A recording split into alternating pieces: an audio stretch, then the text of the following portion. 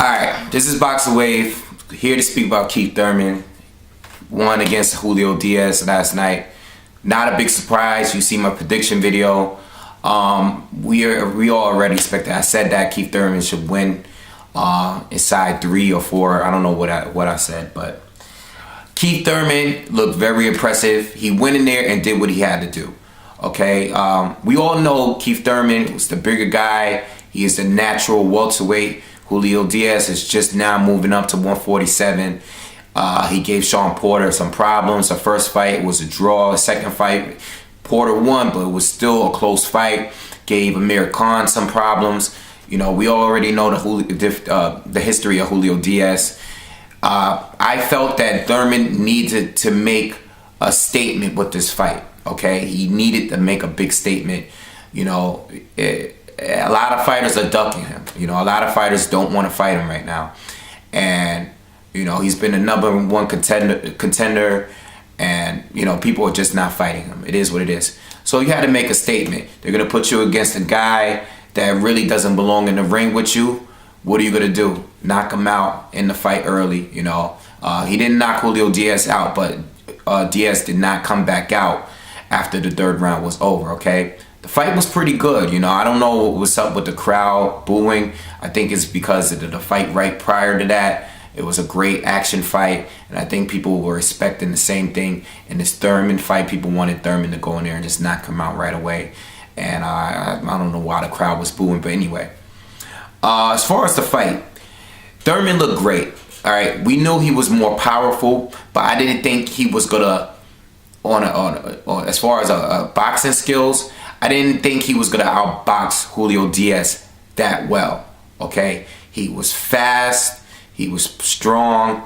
I mean, his boxing IQ is just going up with each and every fight. He looks better with each and every fight. You know, even if you take the power away from Keith Thurman, he made it look like Diaz, skill-wise, didn't even belong in the ring with him. If even without the power, you know, he looked good in his movement. He looked a lot more.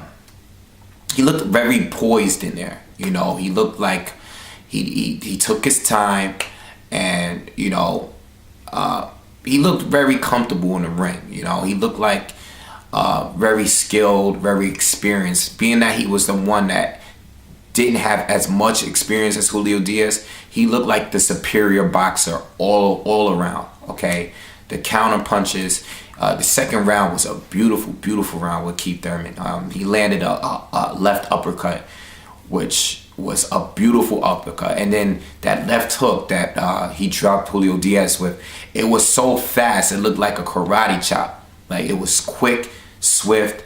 It barely touched the temple, but Julio Diaz had a very delayed reaction to it. And he was down like maybe 4 seconds later. You know, it was just like, Thurman is really getting good. Like, I don't know how people how do you not like this guy? I mean, he definitely has the skills, the speed, you know, the boxing ability. He does have some weaknesses. There's some things that I see that he's still makes some of the similar mistakes that he's been doing. I don't like the fact that I still see that he is very vulnerable to the right hand, the overhand right. I saw Diaz land that right on him a few times. I seen Soto Carras land that right and hurt Thurman in the first round. Thurman needs to work on it. He's getting better, but he needs to work and watch out for that punch, because, you know, you fight a guy that's like Kell Brook that has more power, fight a guy like Shawn Porter, they're going to try to land that punch on you all night, you know. Another thing is when he still gets a little antsy sometimes. You know, as soon as Julio Diaz brought the fight to him, started getting a little aggressive. He got aggressive, but he'll start moving backwards and still throw a lot of punches.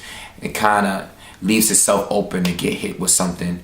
You know, if he fought another a better boxer, they would probably knock him out, you know, or drop him. At least drop him. You know, you move backward like that, you can easily trip over your own feet.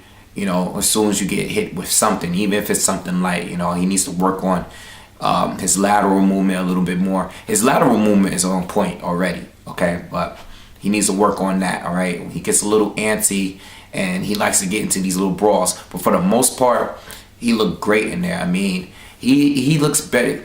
At the end of the day, he's looking better with each fight, okay? We might not like the fact that he's not fighting Floyd Mayweather already, or Shawn Porter, or Marcos Maidana, but at the same time, he is getting better with each fight.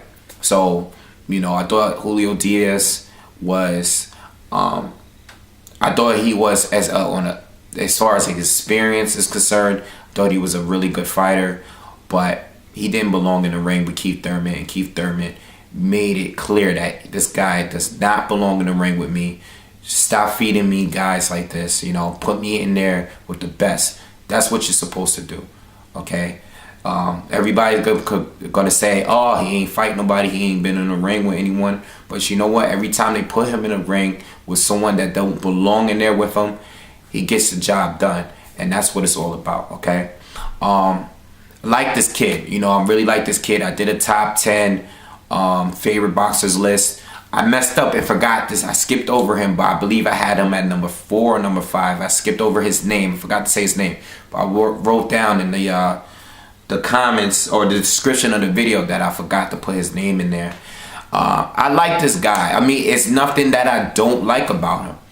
You know, he is so old school. He has the skills already. You know, he's very confident in himself, but he's very respectful for the sport, his opponent, and for everyone that's been there before him. He has a lot of respect. You know, he has a lot of class with him. He talks his trash. He's, you know, very cocky at times, but he's not flamboyant. You know, a lot of people don't like the Adrian Bruners when they're all flamboyant. Same thing with Shawn Porter. You know, I like Shawn Porter. You ask him a question, he's going to answer it the way, he's going to tell you how he really feels. But at the same time, you know, he has some type of class with him. You could tell his father being there with him. It kind of reminds me of like me and my dad. You know, this guy is always with his father. You know, they have a close relationship. And you could just tell the difference in fighters that, you know, they're real close with their family and stuff like that. You know, the way they were raised, they were brought up. They showed a little bit on, you know, a little preview of, you know, where he's come from. I think in this fight, even in the fight before when he fought Soto Karass, you could just tell he came from a good home. And, you know, he's a really classy type of guy. But he talks his trash. He likes to be in the camera. You know, every time you see him fight, you know, he's all on the camera smiling. You know, I like this guy. I like his whole personality. I like his character overall. And I definitely like I said, definitely like what he does in the ring. So as far as what's next, this is what I want to see. I said when Shawn Porter beat Paulie Malignaggi, I said I want to see the fight, but I want to see these guys fight maybe a couple fights from now. You know, I want the build up to be big.